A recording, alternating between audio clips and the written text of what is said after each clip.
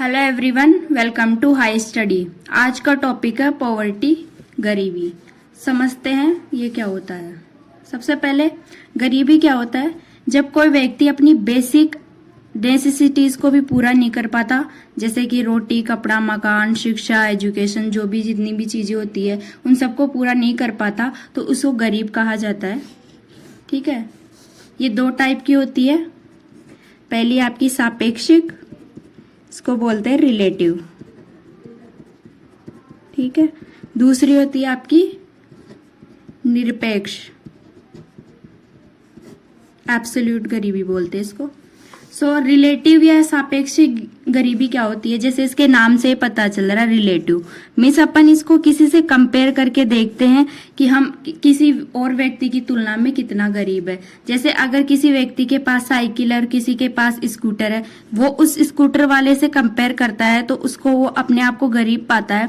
तो इस प्रकार की जो गरीबी होती है वो होती है सापेक्षिक गरीबी। ये निरपेक्ष की तुलना में थोड़ी कम खतरनाक होती है, क्योंकि इसमें कंपेरिजन किया जाता है।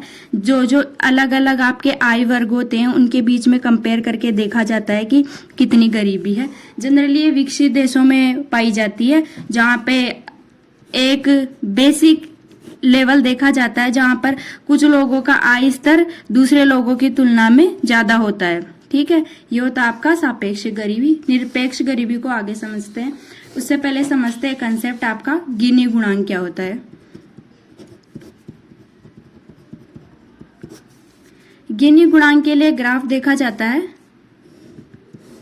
ठीक है, इसमें इधर आपकी लेते हैं जनसंख्या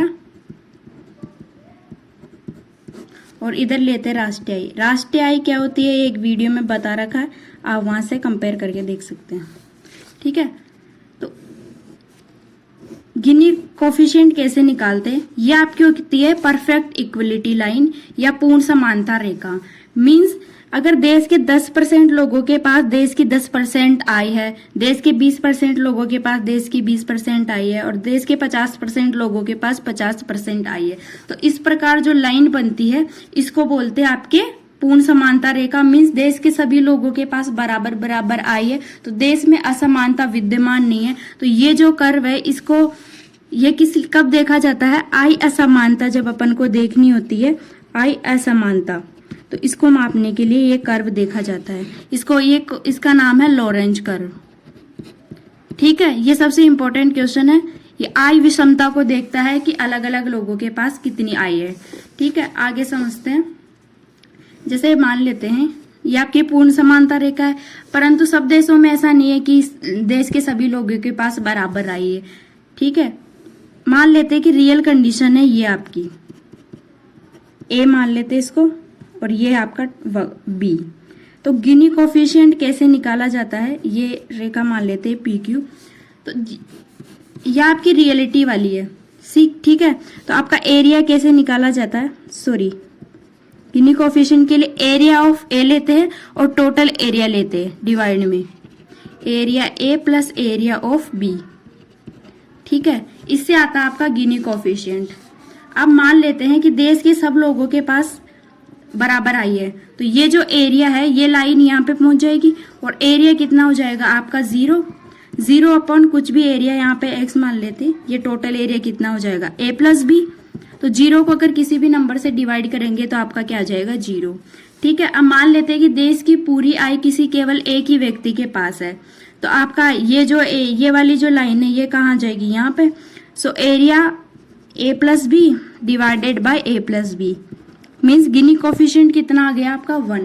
इसका मतलब जो गिनी गुणांक है वो आपका वेरी करता है 0 से लेकर 1 तक, और किसी देश का गिनी गुणांक जितना 0 के पास है इसका मतलब उस देश की जो समानता है वो उतनी ज्यादा है, और यदि किसी देश का जो गिनी कोफिशिएंट है वो जितना 1 के करीब है मतलब उस देश की असमानता उतनी ज्यादा है। इस प्रकार से देखा जाता है आपका गिनी कोफिशिएंट। ठीक है, अगर 2000 में देखे तो आपका जो गिनी कोफिशिएंट था वो था 0.74, और 2020 में अगर देखे तो ये हो गया 0.823।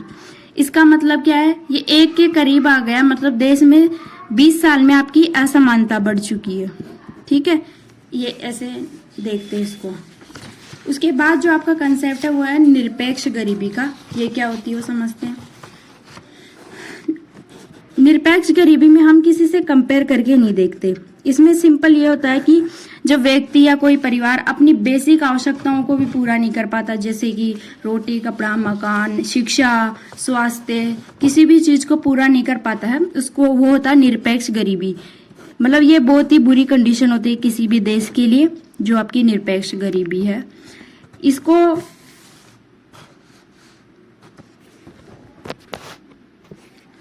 देखने के लिए हम प्रयोग करते हैं। निरपेक्ष गरीबी को देखने के लिए आपका गरीबी रेखाएं होती है, पॉवर्टी लाइन। जितने भी लोग उस पॉवर्टी लाइन से नीचे होते हैं उन सबको निर्धन माना जाता है। ठीक है, इसके लिए जो आपका प्रयोग किया जाता है वो होता है head count ratio, head count method, sorry. जैसे कि जितने भी लोग हैं उन सबको गिना जाता है कि कितने लोग गरीबी रेखा से नीचे हैं, उन सबको अपन गरीब मानते हैं। ठीक है, आगे होता है, इसको कैलकुलेट करने के बहुत सारे मेथड होते हैं जो आपकी निरपेक्ष गरीबी है। उसमें एक आपका वाइकेला कमेटी आई थी, उसने बोला था कि कैलोरी के आधार पर इसने गरीबी के प्रमाण दिए थे कि यदि ग्रामीण क्षेत्र में कोई व्यक्ति 24 कैलोरी से नीचे लेता है तो वो गरीब है, और शहरी क्षेत्र में ये कैलोरी कितनी थी, 2100 कैलोरी। ठीक है, कैलोरी बेसिस पे इसमें देखते हैं अपन कि किसी व्यक्ति अगर उतना उपभोग कर पा रहा है या नहीं कर पा रहा है। एक आपकी थी लकड़ा वाला कमेटी, सेम इसने भी कैलोरी बेसिस पे बताया था। इसने 18 अलग अलग राज्यों के लिए 18 अलग अलग मापदंड तैयार किए थे। ठीक है, प्रेजेंट टाइम में ये सब इतना वैल्यूएबल नहीं है। अभी जो सबसे मान्य है वो आपका MDPI, multi dimensional poverty index. ठीक है, इसमें आपके 3 आयाम होते हैं और 10 इंडिकेटर्स होते हैं। ये 3 आयाम कौन कौन से हैं? एक आपका हो गया हेल्थ, एजुकेशन और आपकी लाइफ एक्सपेक्टेंसी। ठीक है, इन तीनों का वेटेज कितना होता है? 1/3, 1/3 और 1/3।